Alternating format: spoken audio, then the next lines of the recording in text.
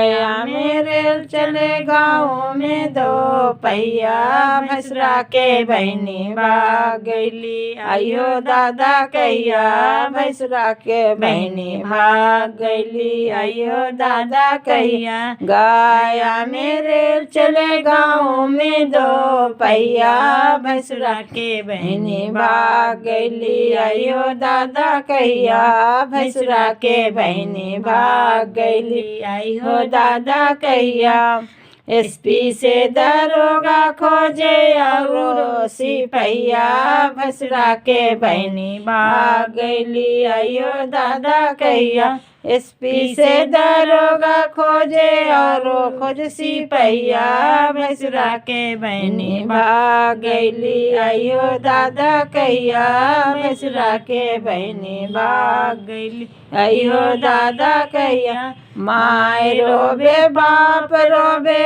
और रोबे भैया, भैंसरा के बहनी भाग गईली। आइयो दादा कहिया भैंसरा के बहनी भाग गईली। आइयो दादा कहिया गाया मेरे चले गाँव में दो पहिया, भैंसरा के बहनी भाग गईली। आइयो दादा कहिया भैंसरा के बहनी भाग गईली। आइयो दादा कहिया माय खोजे बाप खोजे और खोजे भैया, हमर बहनी भाग गईली। आइयो दादा कहिया से हमर बहनी भाग गईली। आइयो दादा कहिया माय खोजे बाप खोजे और खोजे भैया, भैंसरा के बहनी भाग गईली। आइयो दादा कहिया मड़वा बीचे भैंसुर रोबे पटकी पगड़िया,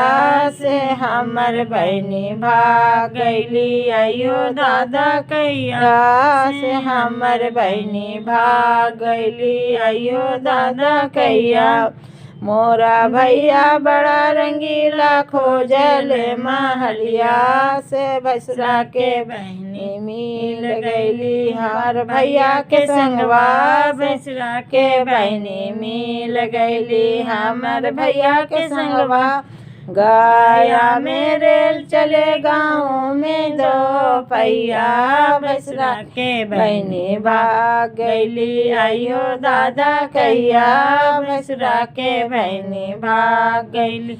आइयो दादा कहिया। वीडियो अच्छा लगे तो लाइक करें, सब्सक्राइब करें, कमेंट करें और शेयर करें।